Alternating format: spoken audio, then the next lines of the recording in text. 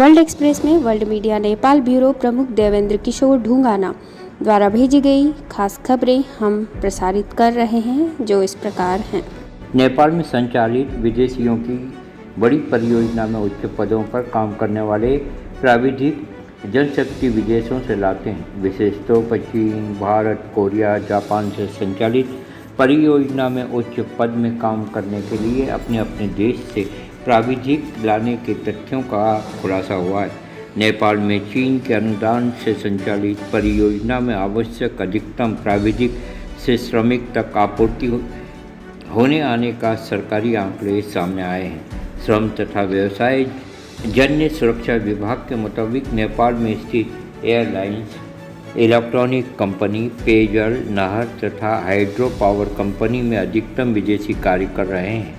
प्राप्त जानकारी के अनुसार Rasuwagadhi, Trishuli, Madhya Bhotekoshi, Kabeli hydro power company, Doha engineering company, Huawei technology, Himalaya airlines, Nepal airlines में उच्च प्राविधिक श्रमिक विदेशी हैं। चल रहे आर्थिक वर्ष 2079 और 80 के पहले 8 महीनों में नवीनीकरण करवाकर 1774 लोगों ने स्वीकृति दी है, जबकि गत आर्थिक वर्ष की इस अवधि के दौरान नवीनीकरण करके 1576 विदेशियों ने श्रम स्वीकृति ली थी। गत वर्ष की तुलना में इस वर्ष में 191 विदेशी श्रमिकों की संख्या बढ़ने का समाचार है। नेपाल में श्रम स्वीकृति लेने वालों में सर्वाधिक यानी करीब 75% चीनी नागरिकों की जानकारी वर्ल्ड मीडिया सूत्रों को मिली है। विदेशी नागरिकों के श्रम स्वीकृति व्यवस्था संबंधी निर्देशिका में नेपाल में दक्ष जनशक्ति न पाए जाने की अवस्था में विदेशियों को रखने की कानूनी व्यवस्था है। श्रम विभाग के महानिर्देशक कृष्ण ग्योवाली ने बताया, इस कानून के तहत विदेशी नागरिक श्रम स्वीकृति स्वदेश से लेकर कार्यरत हैं। आपने बताया, चीन में अधिक चीनी परियोजना संचालित हैं, जिनकी संख्या 6 है। द्रुत मार्ग, सड़क, जल विद्युत, भूकंप के बाद के पुनर्निर्माण की परियोजना तथा विभिन्न ठेकों में चीनी श्रमिक कार्य कर रहे हैं। नेपाल में रोजगार के लिए 69 देशों के श्रमिकों ने स्वीकृति ली है। सबसे अधिक चीन के श्रमिक हैं। सूत्र बताते हैं, इस समय श्रम स्वीकृति लेने वालों में विदेशों में 1629 श्रमिक, चीनी 106, ब्रिटिश 86, अमेरिकी 61, जापानी और 57 भारतीय श्रमिक हैं। चालू आर्थिक वर्ष के नवम महीने में विद्युतीय सवारी साधन के आयात 66.39% से बढ़े हैं। भंसार विभाग के अनुसार समीक्षा अवधि में 2451 विद्युतीय सवारी साधन आयात हुआ है। गत आर्थिक वर्ष के इसी अवधि में 1473 विद्युत सवारी आयात हुआ था। विभाग के तथ्यांक अनुसार चैत्र महीना में ही 253 विद्युतीय सवारी नेपाल आयात करके लाया गया है। गत आर्थिक वर्ष के इसी अवधि में 116 ही विद्युत सवारी साधना आयात हुआ था। विभाग के अनुसार समीक्षा अवधि में सबसे अधिक भारत से आयात हुआ है। वह अवधि में भारत से 100 किलोवाट क्षमता के 1755 विद्युतीय सवारी आयात हुआ है। भारत के बाद सबसे अधिक विद्युतीय गाड़ियां चीन से नेपाल लाया गया है। चीन से 100 किलोवाट क्षमता के 381, दक्षिण कोरिया से 100 किलोवाट क्षमता के 240, इंडोनेशिया से 3 विद्युतीय सवारी साधना आयात हुआ है। इस तरह दक्षिण कोरिया से 100 से 200 किलोवाट क्षमता के 20, चीन से 43, यूके से 2 वर्ष विद्युतीय सवारी नेपाल भीतर लाया गया है। भंसार विभाग के अनुसार चीन से 200 से 300 किलोवाट क्षमता के 5 और बेलायत से 2 विद्युतीय गाड़ी नेपाल भीतर लाया गया है।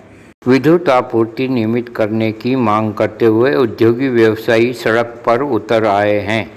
नियमित विद्युत आपूर्ति करने नहीं सके तो लोड शेडिंग के में कार्य तालिका देने का उन लोगों की मांग है। उद्योग वाणिज्य महासंघ कोसी प्रदेश, नेपाल उद्योग परिसंघ कोसी प्रदेश, उद्योग संगठन मोरंग और मोरंग व्यापार संघ लगातार संस्था ने एक सप्ताह इधर विद्युत कटौती के विरोध में अपनी आवाज़ उठाई है। मोरंग व्यापार संघ ने कहा है कि रविवार नेपाल विद्युत प्राधिकरण दोहरी ग्रिड में धरना दिया गया है। धरना के क्रम में औद्योगिक व्यवसायी ने नियमित विद्युत नहीं देने के लिए ये कार्यतालिका सार्वजनिक करने की मांग की। नेपाल विद्युत प्राधिकरण ने औद्योगिक क्षेत्र में सुबह 6 बजे से 10 बजे तक और शाम 5 बजे से रात 10 बजे तक दैनिक विद्युत कटौती कर रहा है। इसके अलावा अन्य समय में भी विद्युत कटौती होने से उद्योग से जुड़े लोगों ने काफ़ी दुख व्यक्त किया है।